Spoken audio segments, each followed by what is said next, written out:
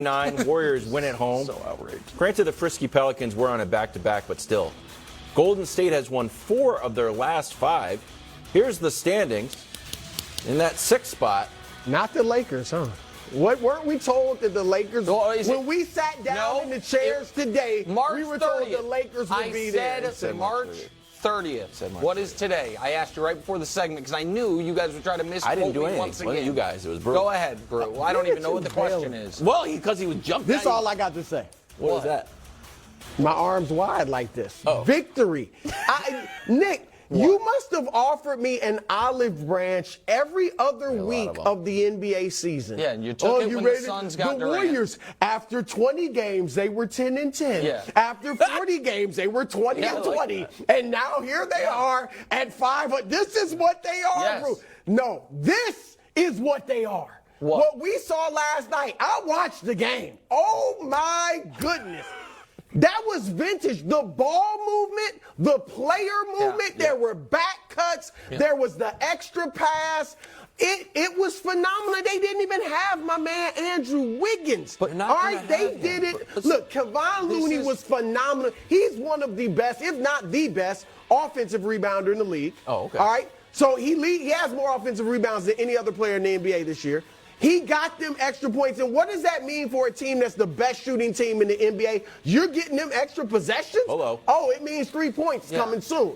All right? Draymond was phenomenal. We'll get to Draymond a little later. But they are ready. Like they have said, look, it's playoff time. It's getting near. They had 32 assists yesterday. I got to say this about Draymond. Jordan Poole fell down one. Draymond ran over, picked him up, helped him. The chemistry is there. Stop. No, but hold on. And you said 4 of their last 5 and 2-0 because you can't say, oh, they look good at Chase Center. No, they're 2-0 on the road, including beating your Dallas Mavericks their last 2 games. So 2-0 on the road in their last 2. I'm sure they have fixed it. They beat the Rockets. They beat Dallas on a game that came down to the final possession. They're scared. But I'm going to pin you down here, Brew, because you keep saying, and with all your, I never left the Warriors except for the day after the Suns got Kevin Durant. Did I make a prediction? Flirting. Hold on. But that doesn't matter. I This is what I want to pin you down on. Do you believe in the Warriors no matter what happens with Andrew Wiggins? Well, here's what I'll say to you. Because what I have said is that they have to be fully healthy. I've said that, but I've also said the Suns with Kevin Durant should win the West. I never said I picked them.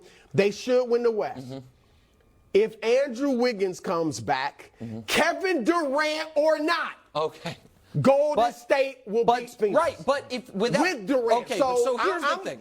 And Kuminga, will you admit that Kuminga is balling? Kuminga the last week has played really well. But all season long, he's been the same guy he was last year, and you're supposed to take a jump from year 1 to year 2. But defensively, he's played well. He's learning how to play winning basketball. I understand. He's moving without the rock. He's important. I'm not gonna. Not that you're trying to do this, but I don't want to have my opinion of Kuminga misrepresented. I am not saying Kuminga is not one day going to be a very useful player or a good player. What I am saying is right now, they needed him to take a leap from year 1 to year 2. He did not take it, and that is one of the reasons they have struggled. And I heard Wilds, one of the few original things he said on Bill Simmons' podcast that wasn't stolen directly from me, to wax poetic about the Warriors' home record, which is the exact same as the Cavs' home record. It's a very good home record. But it's what, third best in the league? The Cavs are 30-8. The Warriors are now 31-8, actually. It was the same, but the Warriors won last night. And no, they have a very good home record. They won again last night after being down 20 in the first half. And a lot of it was vintage Warriors stuff, the third quarter avalanche, all of that. That does not change the fact that we are still in a position where, in my opinion, they go home after round 1.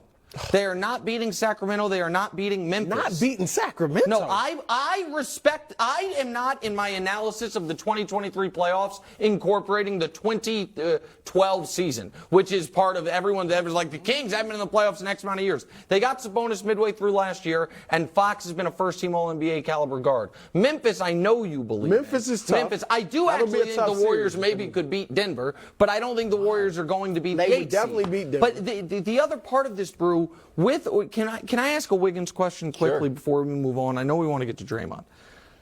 I don't know, and no one knows what's going on with Andrew Wiggins. I know Draymond got very mad because he addressed some rumor. I don't even know what the rumor he was addressing was, but it seemed like it was out of bounds. I want to ask you this, Brew, as a journalist. What are we and what are we not entitled to know about why a key member of the defending champions is gone? What is the what line are we supposed to walk as far as respecting a man's privacy, which we all agree, and understanding these are public-facing jobs, and there is a level of privacy you give up when you have if I was gone from the show for 6 weeks randomly, it'd be fair if some media guy was like, "Where's Nick Reitman?" Like, what is inbounds and out of bounds? It would be fair and inbounds if some reporter breaks the story about what's really going on with Andrew Wiggins, because it is affecting basketball. It's affecting his job and everybody else's job that's around the league. So it would be fair now. If you got a real story. Yeah, if you really break that story. But it would, it would cause problems with your relationship with the Warriors and with their team and the front office, maybe even with the NBA. So that's why there might be some reporters that do know, just aren't reporting it. And I get that, because we all know things we don't report. But when it affects the game, that's a different story. So if somebody wanted to break it, it would be inbounds. Draymond picked up his 17th technical last night. One more until he gets suspended. Again, because he's already been suspended once for this. So he's shocked, even though he pushed Brandon Ingram and then shoved him. He's like, what? What are you talking about, me? What'd I do? Steve Kerr, not known to be a UFC fan. Oh, because then he kicked Herb Jones. Yeah. He was getting up. No, stop, Brew. Come on. Stop, Brew. We'll run the video. We'll run the video in a second. Yeah. Here's Steve Kerr. Draymond willed us to victory tonight. I mean, just his intensity, his frustration early with the way we were playing, mad at the world, yelling at everybody, their bench, our bench, me, and frankly, we all deserved it. So here's the thing. Kerr's right about that moment, and credit to Draymond for kind of hacking the system on foul trouble and technicals, which is he knows once he gets his first tech, the refs will let him do anything, which is how he got away with what happened with Herb Jones. That's a technical in any circumstance that it doesn't. We can show it to you, I hope. Yeah. The kick. This is in a game as chippy as this, or even a non-chippy game, he does a leg lock, then none of that is a natural motion. Just like it wasn't a natural motion when he was kneeing people in the groin years ago. I hear you. I do think it's questionable. Okay. I mean, you can't prove any of that. That's all I'm saying. That's all I'm saying. Right. Beyond a shadow of a doubt? No, that's the standard to send someone to jail, not the standard for a technical foul. We don't need proof beyond any reasonable doubt to give someone a technical foul. That's a technical foul. But Draymond, listen, I'm sorry. You play by the rules that the refs have allowed, and when he gets in foul trouble or an early tech, they let him do whatever he wants, and he takes advantage of it. So be it. Here is why I do not think last night was a good sign, though. Because he did already have a tech. The game was still deeply in question when that happened, and he can't help himself. Just like, it's one thing, early on, he got the first tech, it fired us up, fine. In the fourth quarter, when it's a 4-point game, and they don't challenge a play he wants them to challenge, Bob Myers had to come down from the stands to calm him down and get him back re-engaged. When he gets up to that level, that makes him one of the most destructive in a good way, defensive presences of the last 20 years in the NBA. He can't throttle it back. And he's just unhinged. He hasn't been able to. It works until it doesn't, right? Yeah, it works until you get suspended for the finals. It works until he gets another tech and they miss out on maybe a top 6 seed because he's suspended for a game because now he's one away. He already was suspended earlier. It works until you slug one of your teammates. It works until it doesn't. So let me show you a graphic, Brew. Draymond, the last 5 games on court, off court. Obviously much better with him on the court. So the question is this, Brew. Do you think the Warriors are in danger of being too lackadaisical or too intense? I would say too lackadaisical, and Draymond needs to turn it up, just like Steve Kerr said. And if he has to go a little bit too far, So be it. This is nothing new. This is how they've been because your two best players, Steph and Clay, are mellow. You need Draymond and the energy and intensity he brings. And we get it. Look, we could argue all day that cost them the 2016 championship, right? When they were up 3-1. He gets suspended from the game. But, to your point, they don't get Kevin Durant if they win that series.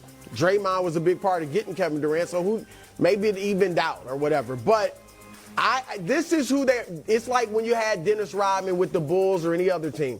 You take the good with the bad. No, and you're right, like it could blow up. I understand but it's been that way throughout his whole career, and it's worked out.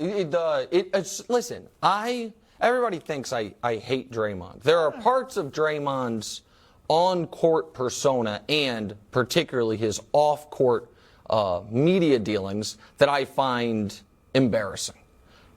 On the court, what he's accomplished, I argued back when nobody here knew who I was that he should have won 3 straight Defensive Player of the Year awards. I think he is not. I don't think Clay is the second best player of this dynasty. I think Draymond is. I think Draymond, what he unlocks with Steph, has been just incredibly, almost undeniable how valuable it's been. I also think it is a terrifying predicament for Steve Kerr and Bob Myers that Draymond is at this point in his career only effective when he is kind of out of his mind. And when he's out of his mind, he can't reel it in. The Herb Jones thing is noteworthy. There was a game that was a losable game that they had to have. He had already gotten a flagrant. He had already gotten a technical. And he finds himself on his back kicking somebody. And he just got away with it. I don't think that's the only time he's effective. His playmaking for them on the offensive end, which is obviously cerebral, that's why one reason you think he's the second best player in this dynasty. So he is he's volatile. When he's most effective. But he's also a smart player that they need on the offensive end too. Yeah, 13 assists last night. No, he was, listen, it was a great comeback. Great. Yeah, it might be the pinnacle Speaking of comebacks. What's I'm back on the Warriors. Oh, you're back. I've been on the Warriors. Oh, wait, no. I'm back on the Warriors. Vic doesn't know. I just said. Vic doesn't know.